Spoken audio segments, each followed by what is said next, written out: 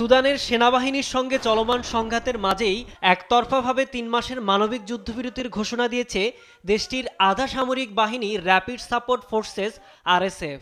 আন্তর্জাতিক সম্প্রদায়ের পক্ষ থেকে সহিংসতা বন্ধ ও ত্রাণ সংস্থাগুলোর প্রবেশাধিকার বাড়ানোর আহ্বানের প্রেক্ষিতে এই সিদ্ধান্ত নিয়েছে গোষ্ঠীটি।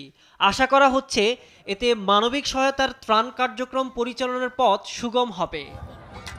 এ বিষয়ে ভিডিও বার্তা দিয়েছেন আরএসএফ নেতা মোহাম্মদ হামদান দাগালো।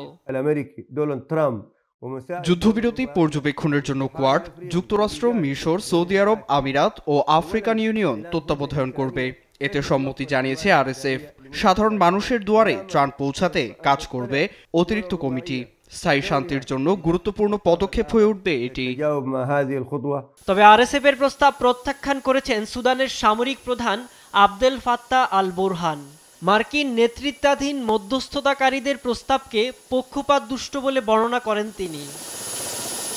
এদিকে আরএসএফ এর মানবিক যুদ্ধবিরতির ঘোষণার মাত্র কয়েক ঘন্টা পরেই উঠে এসেছে গুরুতর অভিযোগ।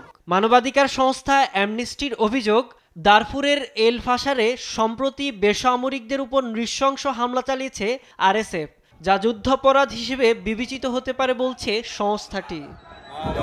সাইদুজ্জামান, নিউজ ডেস্ক, দেশ টিভি।